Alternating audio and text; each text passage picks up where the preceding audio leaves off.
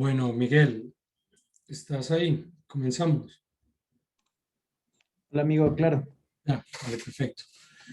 Bueno, entonces, buenas tardes para todos los asistentes al seminario institucional de estadística organizado por la Escuela de Estadística de la Universidad Nacional de Colombia, sede Medellín. Esta será nuestra primera, o Miguel será nuestro primer invitado en este 2021, que esperamos que esté lleno de muchas cosas buenas y logros académicos para todos. Y empezamos la conferencia con el profesor Miguel. Su conferencia está titulada Minería de datos, detección de anomalías y sus aplicaciones en consultoría e investigación. El profesor Miguel es profesor de la Escuela Politécnica Nacional de Quito, en Ecuador. Es doctor en estadística, también colega formado en España.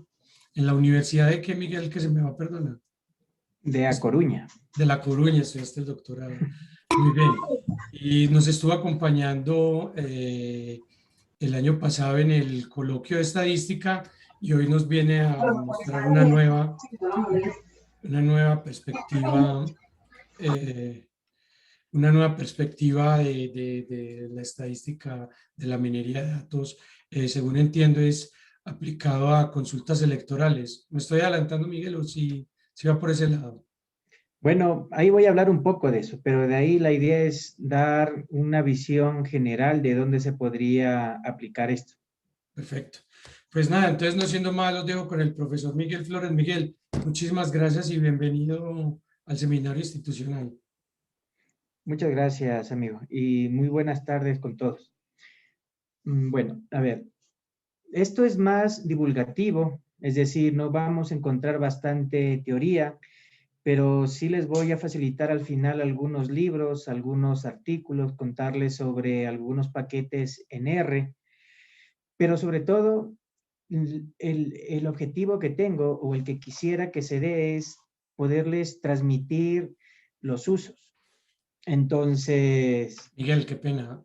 Me regalas un minutico. Se me olvidó algo muy importante antes de que empieces. Esto es para todos los asistentes. Qué pena interrumpir a Miguel, pero es muy importante que para efectos de recolectar o enriquecer la base de datos de la Escuela de Estadística para divulgación de este tipo de eventos y otras actividades, que por favor se inscriban y llenen el formulario que les envié por el chat. En la última conferencia también les recordamos a todos que por favor se inscribieran y vamos, estos datos se tratan obviamente pues confidencialidad, simplemente es para divulgar información del seminario y otras actividades de la Escuela de Estadística. Entonces, por favor, bien juiciosos, cada uno de ustedes llena la inscripción en el formulario. Ahora sí, Miguel, qué pena contigo. tranquilo, amigo. Ya, entonces, contarles un poco lo que vamos a hablar. Voy a dar una definición o algo sobre una definición de detección de anomalías, dos paquetes en R que nosotros hemos desarrollado con el grupo MODES en España. También contarles que estamos en otros dos grupos, el grupo de ciberseguridad de la Escuela Politécnica Nacional con otras 4 universidades públicas. Estamos también en otro grupo de investigación que se llama el CITIC, que también es de la Politécnica Nacional, y somos también promotores en el Ecuador del R User Group. Bien, entonces hay dos paquetes de los que les voy a contar muy brevemente sobre el paquete ILS y el paquete QCR, que nos permite hacer control de la calidad e estudios interlaboratorio, que es una forma de poder ver la detección de anomalías. Después contarles nuestras experiencias en la parte de consultorías.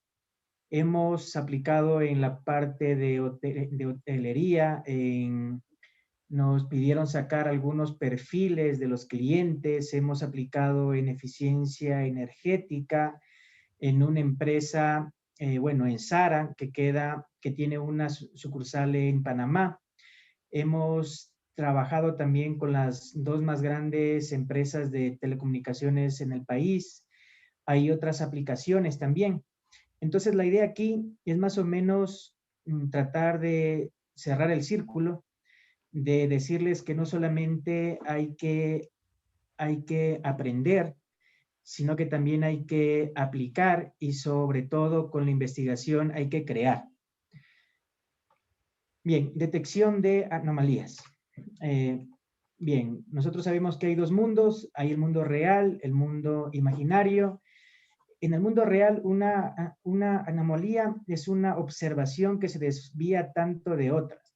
Entonces, cuando la gente ve un gráfico y ve un punto que sobresale de cierto patrón, entonces ya tiene la idea de que puede estar pasando algo raro. Ya vamos a ver que a pesar de que exista una presencia más de un día, 2 días, 30 días, en cierta empresa que hemos trabajado, no se habían dado cuenta que el consumo en megas estaba creciendo.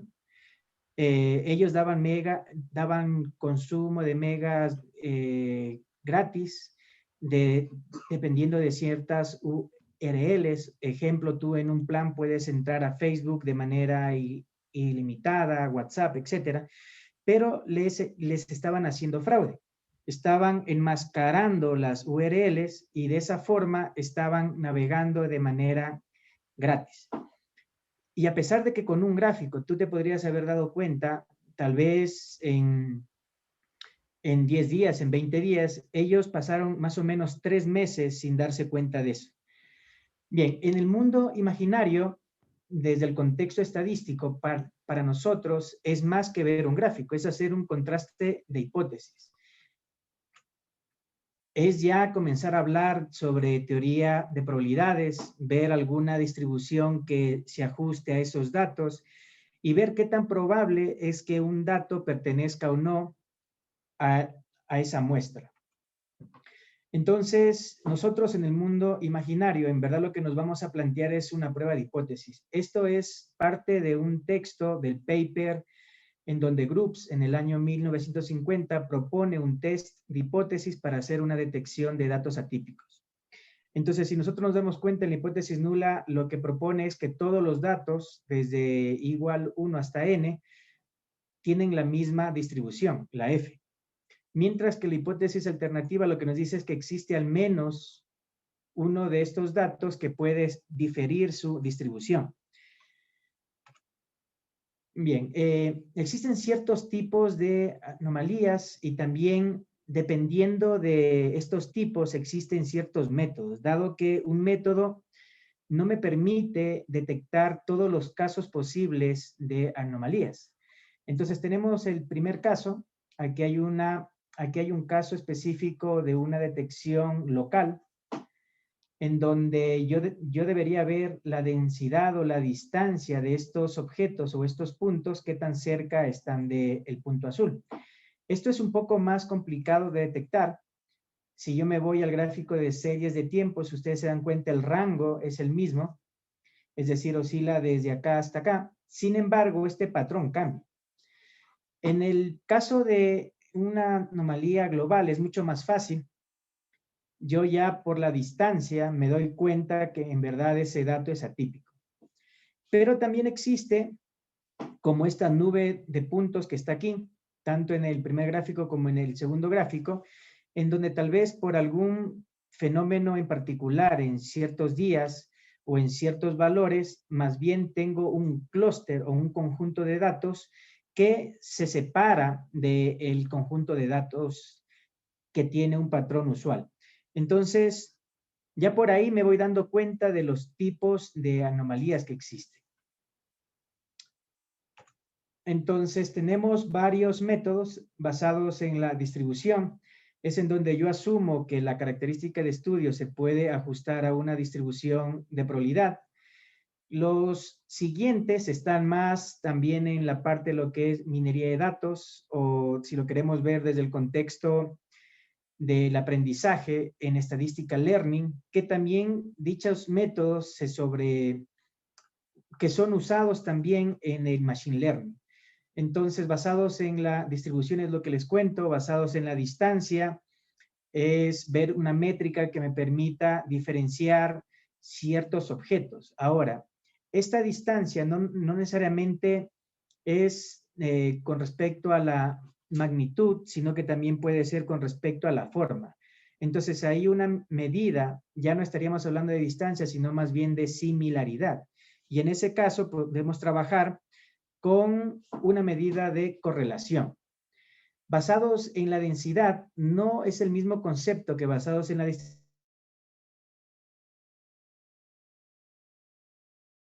distribución. Densidad, más bien aquí lo que nos trae puntos que tengo.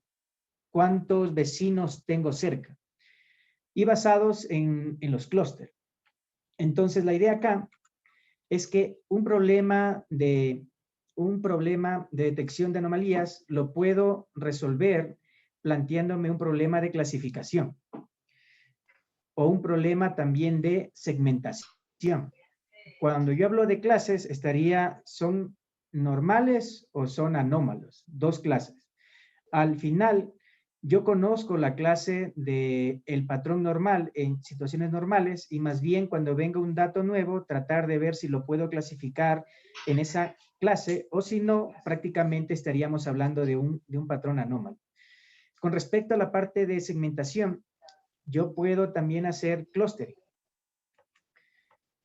Bien, hay algunos paquetes en R, justo en Datacam hay unos cursos sobre minería de datos, pero específicamente sobre detección de anomalías. Aquí hay algunas bases. Entonces ahí presentan esta base, que es la base de ríos, en donde tengo el nivel o el índice de nitrato que tengo en un río y también tengo los meses. Entonces aquí lo que yo debo notar es que esta base de datos ya no es transversal o ya no es observada en un instante en el tiempo, sino más bien los datos son temporales. Y cuando los datos son temporales, yo debo entender que voy a tener una estructura de dependencia temporal. En cambio, acá los vinos, esta base de datos lo que me dice es que tengo el pH del vino, el alcohol, y entonces esto sí es una base que no depende del tiempo, y entonces aquí yo debería tomar conciencia de si estoy trabajando con datos con dependencia temporal o no, porque dependiendo de eso, me toca aplicar los métodos. Entonces, uno de los primeros test es este test de groups, en donde tiene dos supuestos básicos, el supuesto de independencia, o sea que no estoy trabajando con una data temporal, y adicionalmente que los datos siguen una distribución normal. Entonces aquí lo que me planteo es, no existe datos atípicos frente existen exactamente un dato atípico. Entonces, tengo que este test puede ser bilateral o puede ser unilateral. Es decir, si es bilateral, él me va a identificar si el valor máximo o el valor mínimo es atípico. Es decir, dista bastante de su media. Y tenemos también un valor crítico para esto. Ahora bien, yo lo que debería con un conjunto de datos, lo primero es ver si en verdad se ajusta o no a una distribución normal, hacer una prueba de bondad de ajuste, después ver si los datos son independientes y finalmente aplicar el test de groups. Una de las limitaciones de este test es que solamente me permite detectar un valor atípico. Y en cambio, ¿qué pasa con los otros valores atípicos? Ustedes podrían pensar que puedo usar este test de manera repetitiva. Sin embargo, madre. hay un paper en donde hacen un estudio de simulación y se dan cuenta que utilizar este test de manera iterativa lo que está haciendo es enmascarando ciertos valores atípicos. Después de eso, se hace una generalización para ya no trabajar con un solo valor a detectar, sino más bien K valores atípicos. Ahí tienen las pruebas de hipótesis, el estadístico y también tienen el valor crítico. Ahora, el agente de Twitter, en una de sus exposiciones, nos cuentan sobre un paquete que ellos han creado y que permite detectar K valores atípicos en series de tiempo. Entonces, lo que ellos hacen escoger esta serie, ajustarla a un modelo de series de tiempo. Puede ser los tradicionales como el Winter, el exponencial, o a su vez ya ir algo más allá y tratar modelos ARMA, ARIMA, etcétera. Pero el punto es que para poder aplicar este test que está acá, en donde yo asumo independencia y asumo también normalidad en estos datos, es que la detección de anomalía no va a ser sobre la serie y todos sus componentes, sino solamente sobre los residuos. Y en donde nosotros sabemos que los residuos sí cumplen esas dos hipótesis. Ya, basados en la distancia, entonces aquí la idea básica es que yo puedo aplicar, bueno, primero que nada defino cuántos vecinos, a partir de eso comienzo a hacer una matriz de distancias, qué sé yo, de n por k, en donde n serían las filas y serían cada uno de estos objetos o individuos, y k serían las columnas, que sería el número de vecinos que yo tengo. Entonces, lo que se hace aquí también es sacar un promedio de los k vecinos, de sus distancias, y a partir de eso también, mediante un remuestreo bootstrap, poder encontrar la distribución de este estadístico que hemos construido, que es el promedio de las distancias, y a partir de eso definir un cuantil o estimar un cuantil, y cualquier punto que se salga de ese cuantil, nosotros estaremos tentados a decir que es un valor atípico. Basados en la densidad, entonces ya no solamente debo considerar la distancia, sino también cuántos vecinos tengo, porque si ustedes se acuerdan, en uno de los primeros gráficos había un grupo de datos que estaba un poco alejado, que era un microclúster. Entonces, uno de esos puntos, si yo saco las distancias de los 5 valores más cercanos, siempre voy a tener valores cercanos. Pero si ustedes se dan cuenta, si yo comienzo a ver la vecindad en cada uno de esos puntos, ahí me voy a dar cuenta que ciertos puntos no van a tener la misma vecindad vecindad que otros. Bien, a ver, en esta primera parte lo que he querido es contarles un poco de lo que tradicionalmente se viene usando, de lo que hay en R, de lo que se da en clases, pero ahora lo que quiero contarles es más bien cómo se puede desarrollar nuevos métodos. ¿Cómo ya puedes dejar de hablar de una sola característica de interés y estar hablando en los reales, o de estar hablando de un vector de características para poder sacar distancias? Es decir, ya no solamente hablar en Rn, en espacios euclidianos, sino que ahora ya con esto del Big Data, tú ya tienes que la forma de recolectar datos ha cambiado bastante. Ahora tú utilizas lo que se conoce sensores. Hay algo que se conoce también como el Internet de las Cosas, que está todo esto ligado a la industria 4.0. Entonces aquí, todas estas hipótesis de distribuciones paramétricas que se pueden ajustar de forma a priori, de independencia entre los datos, esos métodos tradicionales ya no los podemos estar usando en estos nuevos retos, porque tienes una gran cantidad de datos y la dependencia es muy alta, porque la recolección de los datos lo haces cada minuto, segundo, es casi en tiempo real. Y además, si tú piensas en una matriz de datos, generalmente tú tienes n individuos y tienes p variables, y lo que nosotros estamos acostumbrados a tratar en análisis multivariante es que el n sea mucho más grande que el p. Pero en estos nuevos contextos, en estos nuevos problemas, pasa lo contrario. Es decir, el p es mucho más grande que el n. Entonces, suponte que estamos trabajando con 10 sensores, n es 10, pero lo que tú mides, el valor que tú mides, la característica que tú mides es cada minuto, cada 5 minutos. Solamente pensemos en cada hora en un día, 24 columnas, y eso es mucho más grande que n. Bueno, y así podemos tener más. Entonces aquí yo ya no estoy hablando de objetos tradicionales, sino más bien estoy hablando ya de funciones. Y comenzamos a tratar estos objetos en espacios de Hilbert. Bueno, objetivos básicos: aportar nuevas metodologías del control estadístico de la calidad mediante la adaptación de técnicas univariantes al caso de datos funcionales. Entonces, lo que hicimos fue ver cómo se estaba trabajando con los métodos tradicionales y cómo poderlos llevar a un enfoque de datos funcionales. Y adicionalmente, lo que se hizo fue para que la comunidad científica, como para que las empresas puedan hacer uso de estas nuevas técnicas, fue implementarlos en R. Bien, uno de los primeros casos que nosotros nos habían pedido que trabajemos es el caso de los estudios interlaboratorio. Asumo yo que es muy probable que algunos de ustedes hayan escuchado de las normas ISO, que son más bien para gestión de la calidad, procesos industriales, administrativos. Sin embargo, así como existen las normas ISO, también existen las normas ASTM.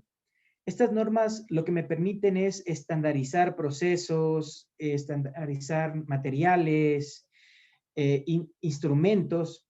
Por ejemplo, si nosotros nos quisiéramos hacer una prueba de sangre para saber si tenemos el azúcar alta, se supone que si yo me voy a un laboratorio, yo debería tener un resultado que sea consistente al que me vaya a otro laboratorio. Es decir, si en el uno me salió que no tengo la glucosa alta, en el otro también debería pasar eso. Pero existe todo un protocolo en donde yo puedo certificar a los laboratorios que en verdad sus resultados son consistentes. Entonces, cuando yo hago estudios interlaboratorio, uno de mis objetivos es poder estimar la variabilidad entre resultados que se den en un mismo laboratorio, así como la variabilidad que se dé entre los resultados entre laboratorios. Eso se conoce como estudios R&R, de repetibilidad y reproducibilidad. Sin embargo, antes de poder actuar sobre eso, yo necesito determinar si todos los laboratorios que están en mi estudio me producen resultados consistentes. Es decir, tengo que realizar contrastes sobre que las medias son consistentes, de que la variabilidad en cada uno de ellos es consistente, o en otras palabras, una detección de anomalías. Sin embargo, aquí no estoy planteándome un problema para detectar una anomalía, sino más bien un laboratorio con diferentes resultados. Bueno, se hizo un estudio en los laboratorios de Ferrol en España, en donde se consideró un material, el oxilato de sodio, y posteriormente el estudio se hizo con respecto a esta máquina que me permite medir la degradación de la materia a diferentes niveles de grados Celsius. Y lo que me da como resultado son curvas TG, o más conocidas como termogravimétricas. Se hizo una simulación en donde se consideró que iban a haber anomalías en el laboratorio 1, 6 y 7, se descalibró, se hizo un sesgo, y mientras que los laboratorios del 2 al 5 sí me daban resultados consistentes. Estas son las curvas. Aparentemente, si yo noto, aquí al inicio me parece que no hay mucha variabilidad entre los resultados de las curvas. En cada una de ellas habían 15, aquí hay 105 curvas. Más o menos a estas temperaturas que están acá, yo ya veo cómo existe una mayor variabilidad. Lo que tradicionalmente se hacía, o lo que la norma ASTM recomendaba cuando yo tenía este tipo de datos, era resumir esto en función de una característica de la curva. Por ejemplo, ¿cuál era, o mejor dicho, a este salto que está aquí, a esta pérdida de masa, a cuántos grados Celsius?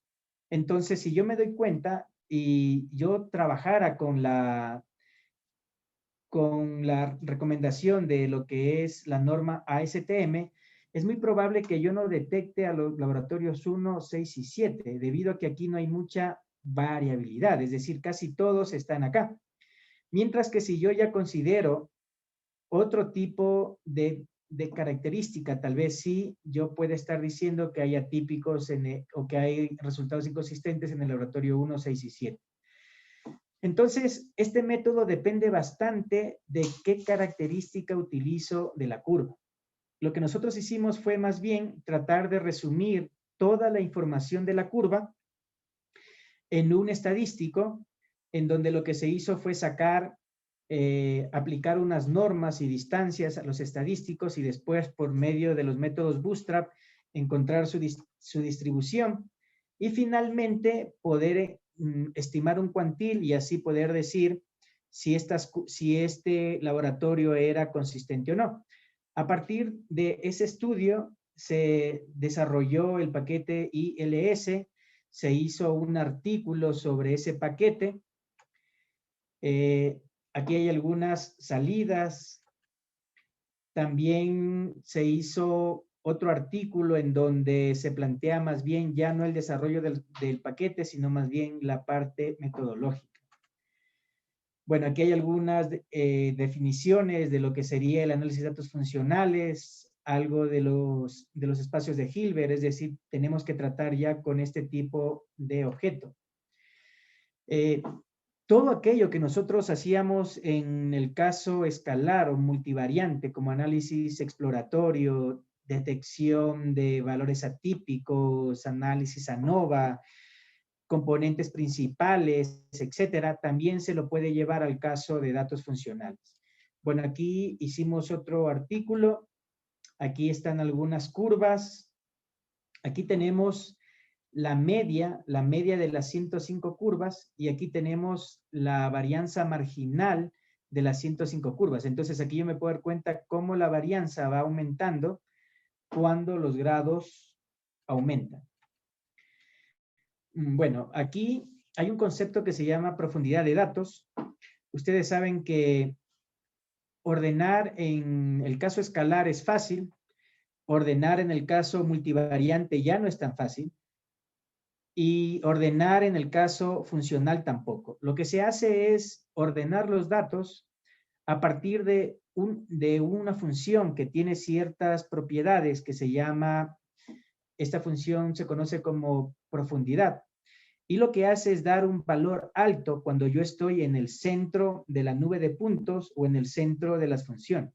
Y mientras más me alejo de las curvas o del centro de las curvas o del centro de la nube de datos, ese valor es más pequeño. Entonces, estos eran métodos que nosotros estábamos aproximando con la teoría que ya había o los métodos que ya había. Y después lo que hicimos fue proponer nuestros propios métodos tratando de hacer unos contrastes de hipótesis para las medias funcionales. Esto sería la parte de reproducibilidad y esto de aquí en cambio sería ya la parte de repetibilidad. Bueno, aquí tenemos el algoritmo Bootstrap y no me he querido detener mucho porque tengo bastante por contarles. Más bien ahora lo que quería contarles es otra de las aplicaciones que hicimos de la industria 4.0. Contarles también que este método que habíamos propuesto se está hablando ya con la norma o con la organización que lleva esta norma, la ASTM, para ver si también ya la incluyen en el manual que tiene. Otro problema que nos habían planteado, en cambio, era que se tenía bueno, hay 3 empresas. Estas empresas fueron contratadas por Inditex, que es la empresa que está en La Coruña, el dueño es uno de los más millonarios del mundo y tiene una sucursal de Zara en Panamá. Entonces allá, bueno, también allá en España hicimos otros trabajos para ver el confort térmico. Sin embargo, en Panamá, ahí lo que teníamos que ver era no solamente el confort térmico, sino también la calidad del aire. Porque cuando uno trabaja con sistemas de climatización, produce CO2. Bueno, tenemos los sistemas HVAC, en donde estas 3 empresas que les contaba, había una que era la que se encargaba de la instalación de los sensores había otra empresa que se encargaba del monitoreo vía web, de la administración de las luces, etcétera. Y había una tercera empresa que fue la que contactó con nosotros, en donde se encargaba de la parte estadística. Entonces ellos lo que nos habían propuesto era una herramienta, como lo dicen ellos, que les permita detectar si hay un cambio o hay si la temperatura sube, si la temperatura baja. Entonces, ¿cómo ellos en tiempo real podrían detectar que hay un cambio en la eficiencia energética? Bueno, aquí hay un croquis había 3 sensores. Esta es una de las salidas que tiene el sistema de ellos. Estas son las curvas del consumo en kilowatts. Está en agosto, en septiembre, aquí está incluido. Bueno, aquí se dan cuenta que hay una especie de pico. De lunes a viernes abren a las 9 de la mañana y los días sábados y domingos abren a las 10. Aquí había una falla en el sistema porque para que el sistema funcione hacía una alta carga y posteriormente la temperatura se mantenía. Igual construimos un paquete, el paquete QCR. Ahí tenemos implementado gráficos de control que nos permiten hacer la detección para el caso escalar, multivariante, funcional, para el caso paramétrico, no paramétrico, también tiene índices de capacidad.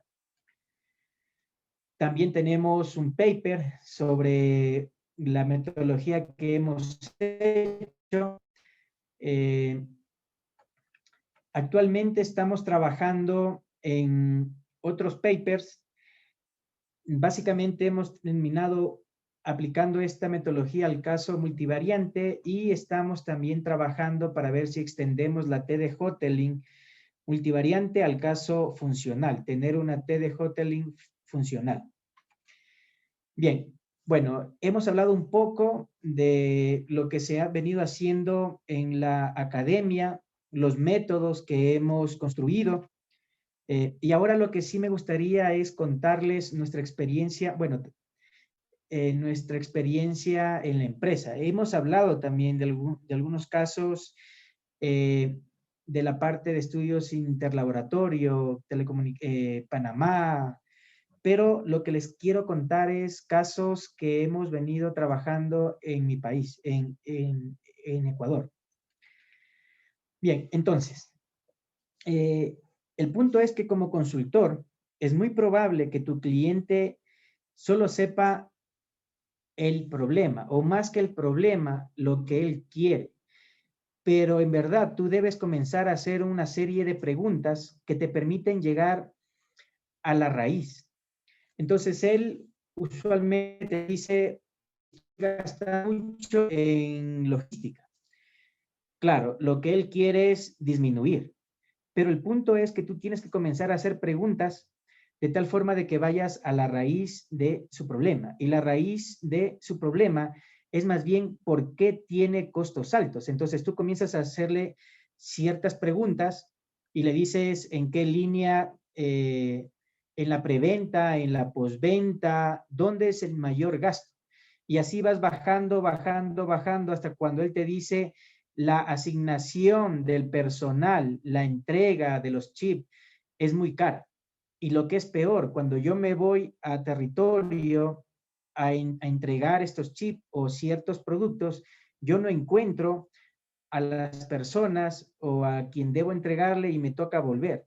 Entonces, al final del día, el problema se centra en eso, en un modelo de optimización o en un modelo de contactabilidad. Bien, entonces acá hay una área en las empresas, específicamente en las de telecomunicaciones, en donde se conoce como el aseguramiento de ingresos. Parece algo que no debería pasar, pero sucede. El aseguramiento de ingresos es, como el nombre lo dice, asegurar mis ingresos. Es muy probable que tú no estés facturando lo que deberías facturar. ¿Por qué? Por A o B motivo. Por ejemplo, ellos trabajan con dos sistemas, un sistema para la parte de comercialización y otro sistema para la parte de, para monitorear la data, la parte de transaccional de los datos, quién consume, etcétera, etcétera. Entonces, puede pasar de que con el sistema comercial tú puedas hacer el contacto con el cliente, le dices que tiene tal plan, le aplicas tal plan, entonces acá tú ya vas monitoreando lo que es el consumo, pero este cliente después de un momento dice, ¿saben qué? Yo quiero que me suspendan, no quiero salirme del plan porque me voy de viaje. El sistema comercial hace eso, le quita, ya no le está facturando. Sin embargo, el otro sistema, que es el sistema que te da los megas, sigue funcionando.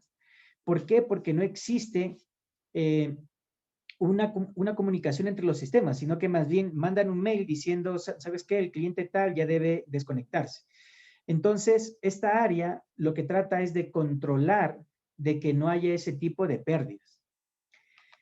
Bien, al final ellos nos planteaban este problema y decían, bueno, esto es más un problema de fraude, sin embargo, ellos lo estaban trabajando porque al final ellos estaban usando megas o estaban perdiendo megas. Entonces aquí en la serie 1 lo que se tiene es el comportamiento del consumo de megas gratuitos y esto era lo que yo les contaba. Bueno, aquí hubo un desfase en la carga de los datos, pero si ustedes se dan cuenta, diciembre, enero, febrero, marzo, y recién en marzo ellos se dieron cuenta que había un tipo de fraude.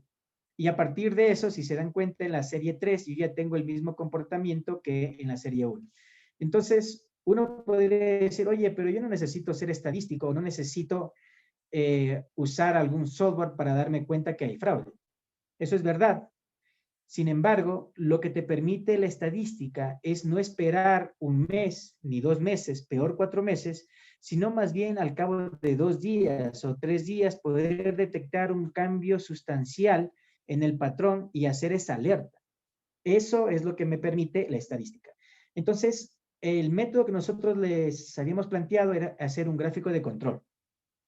Esta es la serie 1. Ustedes, me imagino que algunos de ustedes han visto la materia de control de la calidad y saben que existe 2 fases. La fase 1, que es la fase de monitoreo, perdón, la fase de estabilidad de mi proceso, de que mi proceso esté bajo control, de manera desde el contexto del control de la calidad. Pero desde el contexto de la estadística, en verdad lo que yo estoy haciendo en la fase 1 es la detección de anomalías. Quiero ver que mi densidad no se vea afectada o mi distribución no se vea afectada por esos datos y a partir de eso yo hago la estimación de los parámetros de esa distribución. Entonces aquí en la fase 1 lo que se hace es detectar los atípicos. Existen 2 tipos de atípicos, unos que se salen de las bandas y otros que tienen ciertas rachas o ciertos patrones. A partir de eso, se quita esos datos, se estabiliza el proceso y con esta distribución yo paso a la fase 2, que la fase 2 sería con la serie 2, que se conoce la parte de monitoreo. Pues bien, esto era lo que yo les contaba, es decir, el problema era más o menos desde acá. Entonces yo aquí yo ya comienzo a ver cosas raras. Esto era el patrón de la fase 1, pero aquí ya comienzo a ver cosas raras, aquí se estabiliza, sin embargo, esto ya difiere mucho del patrón que encontraba en la fase 1. Bien, ese tipo de problemas son semi-supervisados. Yo conozco solamente una de las clases, que es el caso bajo control, y cualquier punto que se desvíe de eso será un dato atípico. Ahora, la siguiente pregunta que ellos hacían, o mejor dicho, que yo les proponía, era no solamente que estén monitoreando, es decir, que no estén apagando incendios, sino más bien que traten de predecir, que traten de ver cuál es el perfil de las personas que podrían estar haciendo una navegación gratuita de forma fraudulenta.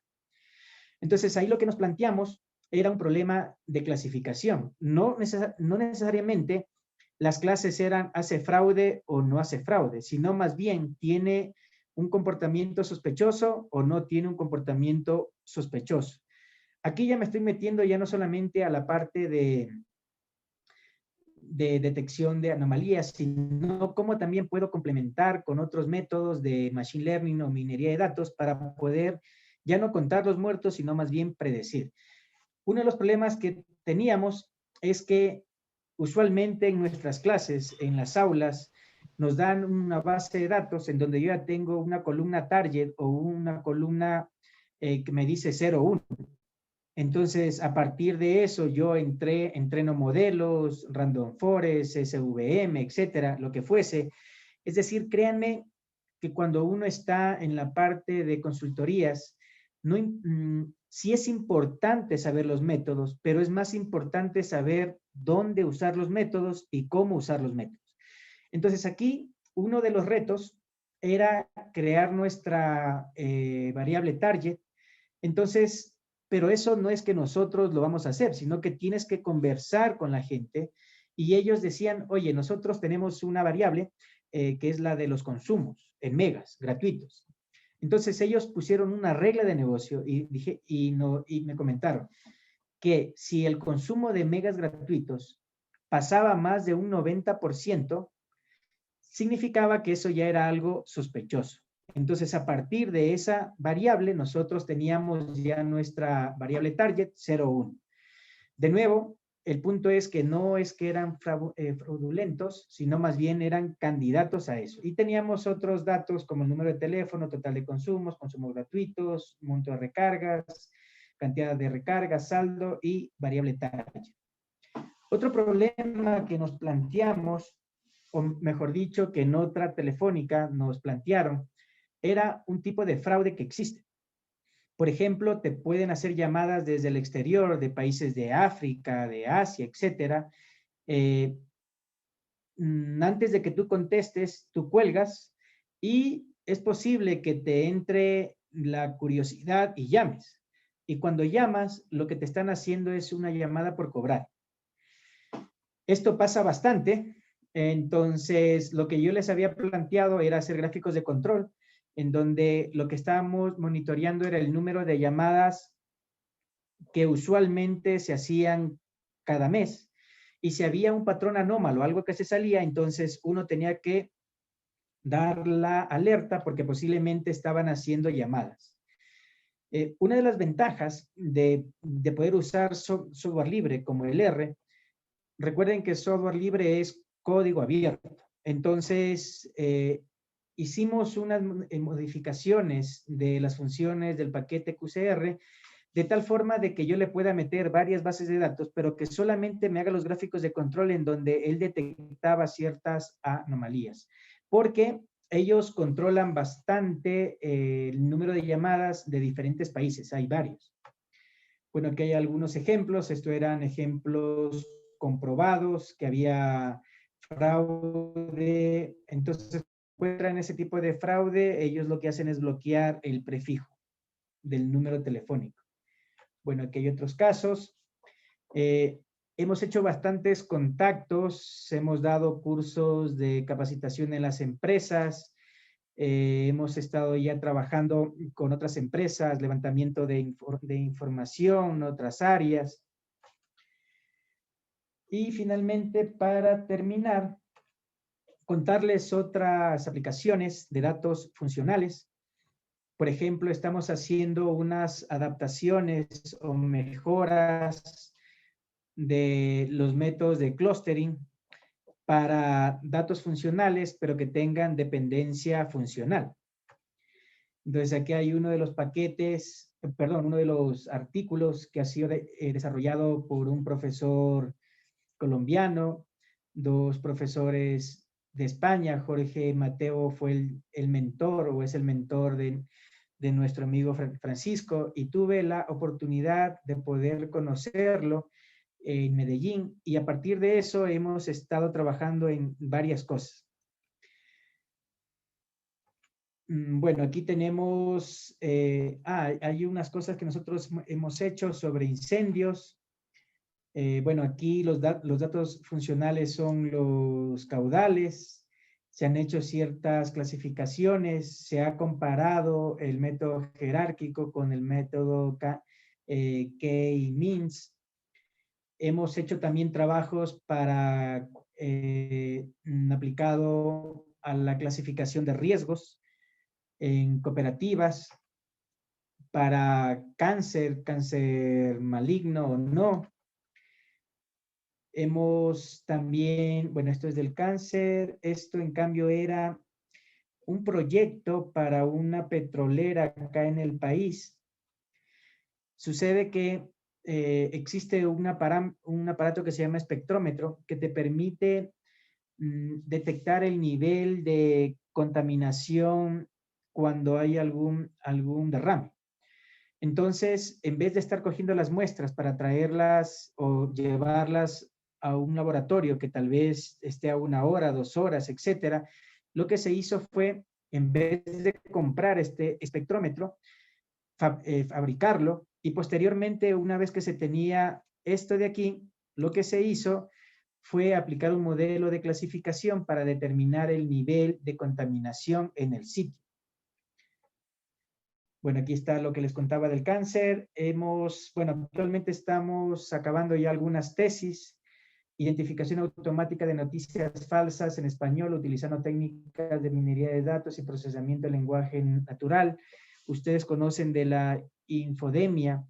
Entonces, cuando estábamos en plena pandemia, o bueno, en inicios de esto, porque seguimos, habían muchas noticias falsas.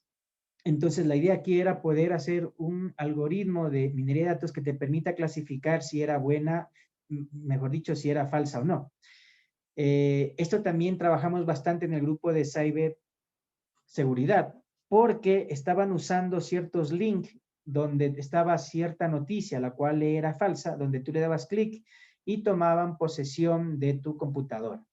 Bien, también tenemos la identificación de clústeres espaciales de empresas y la influencia de factores externos en su constitución, utilizando técnicas de minería de datos.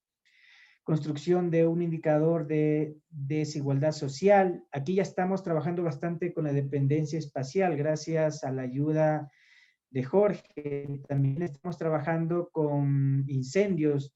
Tuvimos la suerte de que Francisco nos contara un poco de las cosas que podíamos hacer. Y finalmente, para terminar, algo de material que les podría servir si quieren entrar un poco más a la detección de anomalías. Eso sería, Francisco. Muchas gracias a todos. Muchas gracias, Miguel, por tu interesante exposición. Y quería preguntar a la gente del público, los que están conectados, si alguien tiene alguna pregunta, por favor, puede abrir su micrófono o alguna nota interesante que aportar a la charla. No sé, alguien. Tengo un Sí. comentario, Francisco. Ah, sí, Ramón, dale, contanos. Okay. Bueno, buenas tardes a todos, buenas tardes a Miguel. Me parece muy interesante la presentación en el sentido de que se muestra un panorama pues amplio del análisis de datos funcionales en este contexto. Hay Miguel, una librería de R que se llama GeoFD, que permite tener en cuenta esa estructura de autocorrelación. No sé si la han usado. Si la has usado. GeoFD, que permite, por ejemplo, para ese artículo que presentaste ahí, por ejemplo, de clasificación de datos funcionales, pues a través de la librería se puede estudiar la estructura de autocorrelación espacial, se puede estimar el variograma funcional y demás. No sé si la conoces. Solo es dar ese tip. Gracias. Sí, Ramón, muchas gracias. Justo trabajando con Jorge nos facilitó el código que ustedes habían hecho para desarrollar ese paper. Y también otro paper en donde justamente habla del paquete.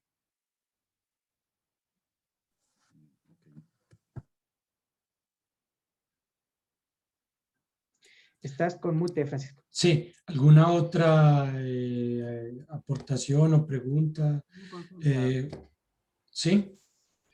Sí, una consulta. Mira, veo que siempre estás analizando variables eh, univariadas, ¿no? O sea, siempre cuando uno enseña en la universidad, te enseñan cómo encontrar los atípicos o los anómalos a través de gráficos de una variable, ¿no? Normalmente, ¿no?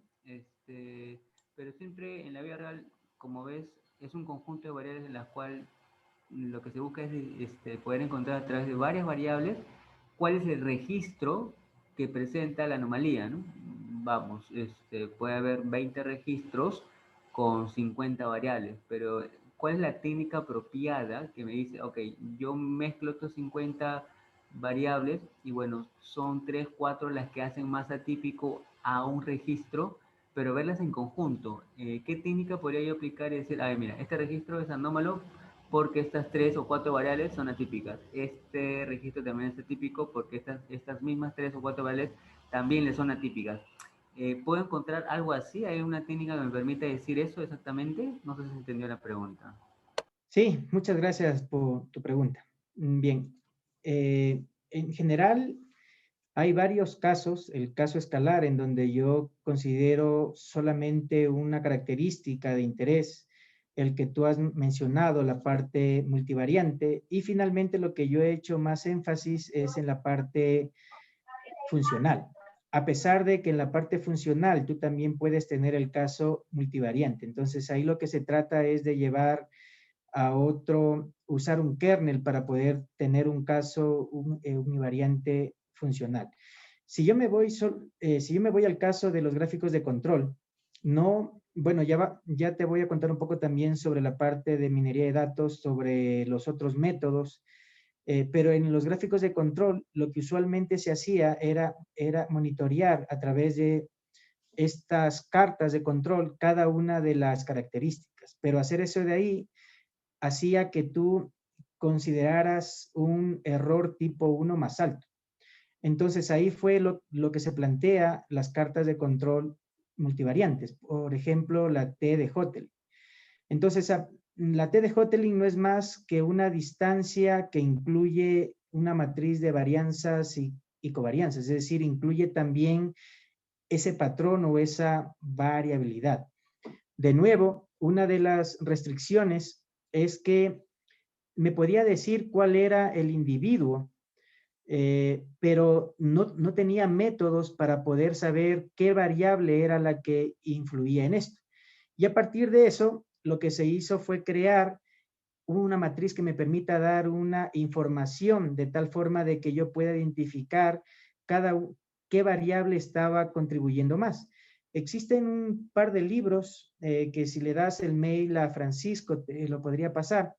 Sin embargo, eso sería sobre la parte semi supervisada o los gráficos de control. Si yo ya voy a algo más de machine learning, más de minería de datos, etcétera, ahí lo que comienzo a hacer es aplicar métodos como los métodos loci, en donde lo que me permite es tener un vector y a partir de ese vector lo que yo hago es considerar ciertas distancias y ciertos métodos que me digan qué tan denso es ese punto. Entonces lo que hago es construir unas bolas y a partir de eso cuantifico eso. Entonces hay esas dos líneas, sería un método de clasificación en donde tú en una primera fase sabes qué datos son atípicos, entrenas el modelo y a partir de eso creas la regla y entonces ya en las siguientes etapas comienzas a hacer un monitoreo en donde dice si uno de los puntos es si pertenece a la clase anómala o no. De nuevo, ahí lo que tienes es un problema de identificar algún objeto. Entonces, para poder saber qué variable es la que más influye, ahí lo que se hace en cambio es aplicar otra área de la estadística que se llama la selección de las variables. En nuestro caso específico, cuando tenemos datos funcionales y nuestras series son el consumo energético, yo aplico un método como el de loci, en donde me dice en qué día hay un valor atípico.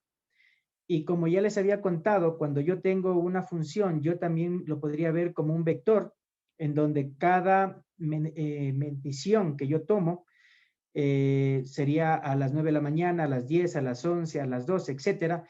Entonces, en ese caso, yo tendría un conjunto de variables.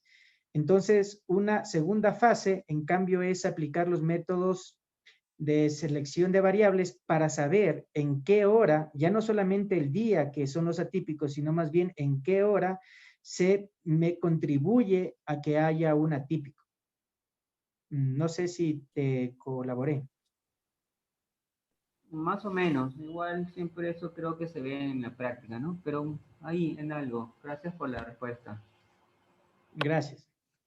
Ok, bueno, yo creo que ya fue suficiente por el momento de preguntas. Nada, les agradezco mucho que se hayan conectado. Recuerden, por favor, diligenciar la información en el formulario de asistencia. Les he compartido la página web del profesor Miguel Flores también por el chat de la sesión de Zoom. También está el canal de YouTube donde están quedando guardadas todas las videoconferencias que estamos llevando a cabo en el seminario. Y por último, la página web del seminario donde también se pueden descargar los slides de los expositores. Bueno, les agradezco mucho y nos vemos en 2 semanas para nuestro próximo seminario institucional. Que estén muy bien. Hasta luego. Muchas gracias. Muchas gracias, Chao. Miguel, por todo. Que estés bien. Gracias.